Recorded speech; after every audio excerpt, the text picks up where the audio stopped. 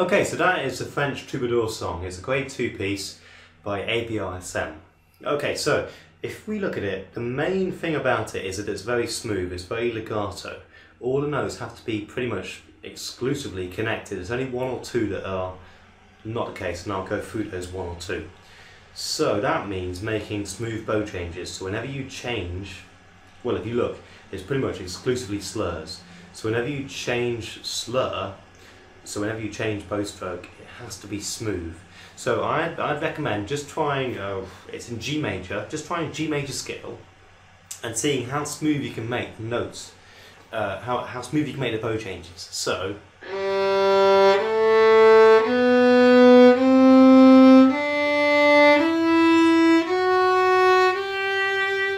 okay, so that would be fine. This would not be fine.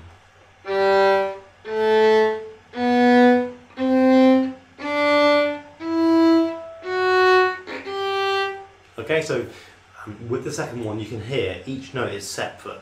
Has to be really, really smooth for this piece to work. Okay? Right, so if you're struggling with that, what I'd recommend is very slowly trying a G major scale and making sure that when you change bow stroke, you slow the bow down very slightly and you lighten the bow. So that makes it easier to change directions and to not hear it as much. I suppose it's like if you're going to be driving and you approach a corner and you go flat out and you suddenly brake really, really hard.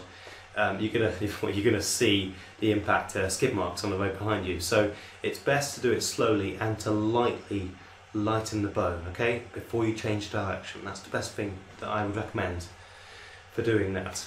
Okay, so now if we go back to the beginning, and we're just going to go through the first 3 bars, okay?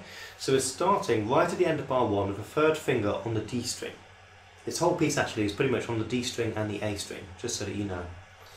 Right, so 3, open, 1, 2, 3, and then 2 on the E string, 2, 1, 0, 1,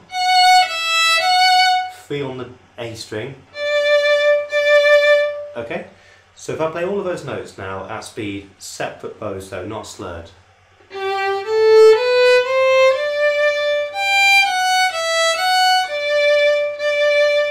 Okay, so now what to watch out for there, and generally throughout the piece, on the A string and on the E string, your 1st and your 2nd fingers are very close all the time.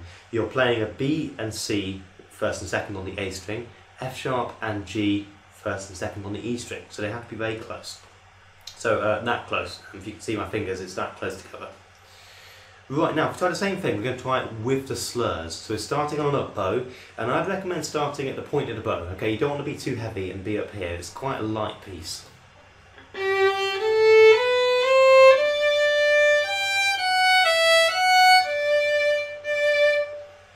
Okay, so 2 things to mention there. The first is that all of these notes here are in a group of 3. Okay, so three quavers to be precise. So when you're playing it, just think 1, 2, 3, 1, 2, 3, 1, 2, 3. That is each slur for the bow. Okay, so if I just go through that again, 1, 2, 3, 1, 2, 3, 1, 2, 3, 1, 2, 3, and it just carries on throughout the whole piece. So it's a pretty simple bowing action. Okay. Now the last 2 notes that I just played are D and again D on the A string, 3rd finger. Now it does want these 2 notes to be separate, so you have to stop the bow. Don't stop it suddenly, don't do a staccato, do a gradual. So it should sound like this. Whew, in tune hopefully. Okay, and not this. Okay, that's a bit too aggressive, a bit too snappy and sudden. Okay, it has to be smooth. So. Okay, now the next 2 bars, from bar 4 to bar 5, will be 2, 1, open, open 2, 3, and then 1. Okay, so I should mention actually, on the A string and on the E string, apart from the 1st and the 2nd, all the notes have gaps between them. So that 3rd finger at the end of bar 4, it does have a gap between that and the 2nd finger. Okay, so now we've just played the first basic theme, okay? So we've just gone.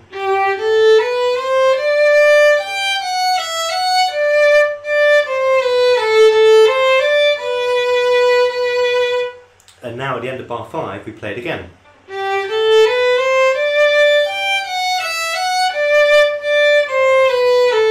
And here we change, and this is at the end of bar 6, 7, 8. At the end of bar 8 we change. The last three notes are B, A and F sharp on the D string. Okay, now you can see there that it is different on the D string. My second and my third finger are very close, and that is important to remember that, okay? Your second and your third on the D string are close because your second finger is playing F sharp and your third finger is playing G, so very close. Not first and second on the D string, that is the exception, okay? Right, now, if we carry on with the last note of bar 9, we've got a new bit of music here. So I'm just going to play the notes and I'll call out the fingers as I play them, okay? So, end of bar 9, first finger B on the A string. 3, 2, 1, with 2 and 1 close. And then A, and then first finger. And then 2, 1 open. Third finger on D string. A. 1 open G on the D string. 2, 3, A. Okay, so at speed it will sound like this.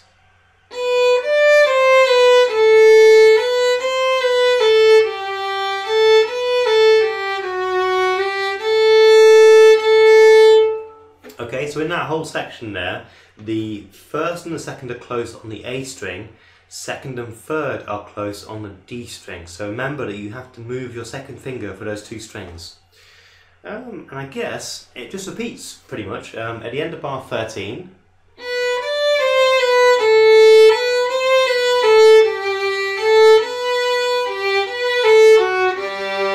Yeah, so that is a change again in bar 16. There is a change, okay? Now before I go into that, there's two things I want to mention. First, this whole bit we just played from the end of bar 9 to bar 16 is basically a repeated pattern. It starts at one pitch and it just goes lower and lower and lower. Okay, so if I just play it slowly, that's number 1. This is the next one. Now it's one note lower,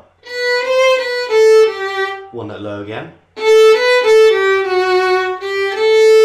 Then you do the same thing. So if I play it at speed now, you'll hear there are 3 repetitions and each one's lower than the next.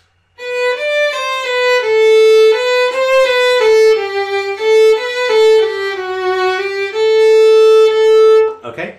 Now the second thing is in bar 11 to 12 and in bar 15 to 16 you have a G, third finger on the D string. Now I would recommend keeping that finger down when you change back to the A string, because you go back to that note and there's no reason why you can't keep the finger down, and that way you just keep the note in tune. It makes it much easier. So if I just play from bar 11 to bar 12, okay, and watch my third finger, I'll move a bit closer to the camera so you can see.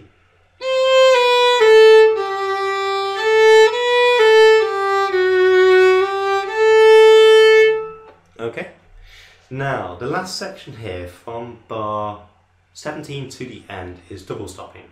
Double stopping just means when you play 2 strings at once. Now it's something that we all do at some point by mistake. You know, it's going to happen at some point. And to avoid it, all you have to, well no, you don't want to avoid it. To enforce it, it does actually take a little bit of effort because you're used to doing it by accident, not on purpose. So I'd recommend just making up a tune to open strings, a rhythm, whatever you want, and just trying to make sure that you adjust your elbow, particularly your right elbow, for each string. So you lower it, or you raise it, or you lower it. So for example, you could do this with.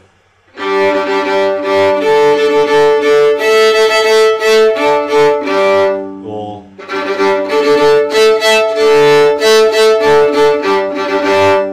So just mess around with different rhythms on open strings and make sure your right arm is always moving. Okay, so here, all you've got, we're just going to play the actual D string, the notes on the D string, because it's a pretty simple melody. It's all on the D string, and just remember, Your third and your second fingers are very close here. Third and second, not first and second.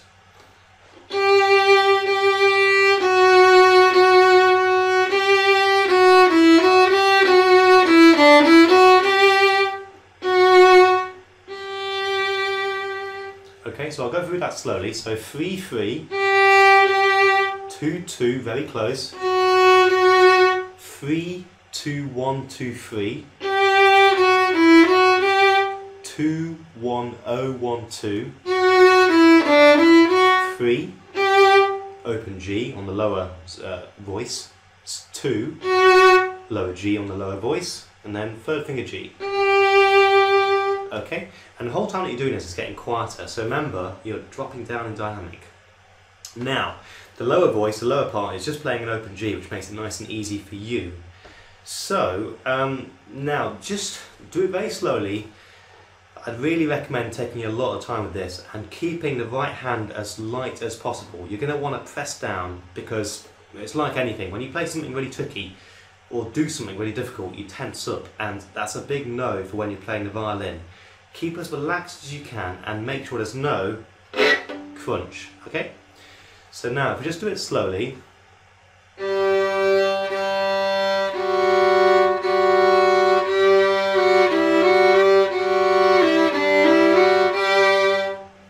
Okay, so for that whole bit, I've got my elbow at one point and I just maintain it. Okay? So your elbow just hangs at one point until bar 21. In bar 21 you have to play the G string and the D string, and then slightly move it, so you're just playing the G string. And the same thing.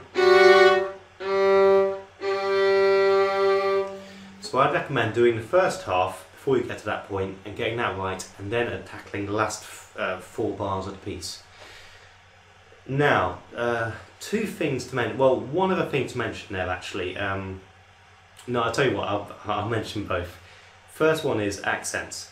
In the last, in bar 21 and 22, you've got an accent at the start of the note, at the start of the bar. Now these are very, very important because it makes it stand out, you know, and an accent doesn't have to be too loud. It's not a big accent, it's not this.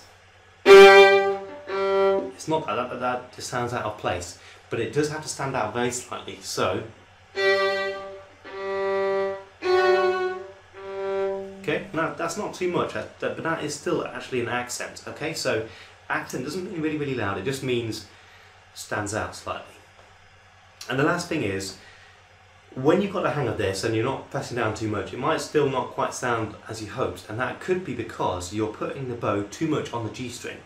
So when you're doing this, what you have to aim for is most of the bow to be resting on D string and only a little bit on the G string. Otherwise, you might hear this.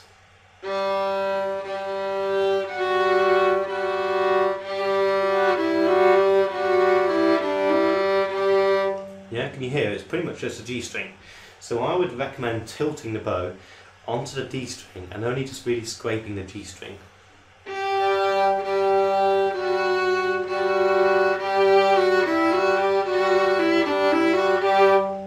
And yeah, that's pretty much it. So I'd recommend going through it very slowly, focusing on the last, well, from bar 17 to the end, and just having fun with it. It's a really nice piece. So smooth bows and from bar 17 to the end, and in that section really, really keep your arm as light as you can. Okay, thanks a lot for listening, and check back for more videos on violin pieces. Okay, bye bye.